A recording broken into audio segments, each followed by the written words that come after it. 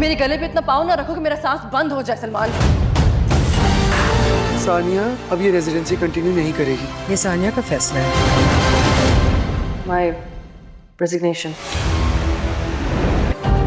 Salman stop it. इस घर में हर मर्द की तरह ना अपनी गलतियां दूसरों पे डालना बंद करो।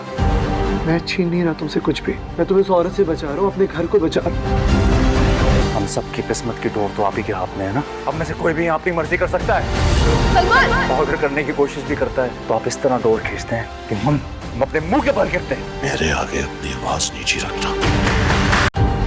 सलमान चाहता है कि यहाँ पे रेजिडेंसी छोड़ दो। I don't think वो इस वक्त कुछ भी समझने की पोजीशन में है। सलमान को डॉक्टर रुबीना अब बिल्कुल भी पसंद नहीं है, इसीलिए वो डॉक्टर रुबीना के पास जाएगा और जाकर उसे यही बात बोलेगा। अब सानिया यहाँ पर रेजिडेंसी नहीं कर सकती और वो यहाँ से रिजाइन करना चाहती है। डॉक्टर रुबीना को ये बात मालूम है सानिया ने किस कदर मुश्किल से ये रेजिडेंसी हासिल की थी, वो तो नहीं छोड़ना चाहती, इसीलिए वो सलमान से यही बात कहती है, मुझे नहीं लगता ये सानिया का फैसला है, ये तुम्हारा फैसला है और मैं ये बात सानिया के मुंह से सुनना चाहती हूँ। और सानिया भी आकर डॉक्टर रुबीना को अपना रेजिग्नेशन देने वाली है। और वहीं दूसरी तरफ मिना भी सलमान को समझाने की कोशिश करेगी कि तुम अपनी गलतियों की सज़ा सानिया को दे रहे हो। इस घर में जो मर्द है वो अपनी गलतियों की सज़ा उस घर की औरतों को दे रहा है, तुम ऐसे मत बनो, तुम्हें सानिया के साथ ऐसा नहीं करना चाहिए। और सलमान को जो भी हकीकत मालूम हुई होती है उसकी बिना पर वो सानिया से यही बात कह रहा होता है, मैं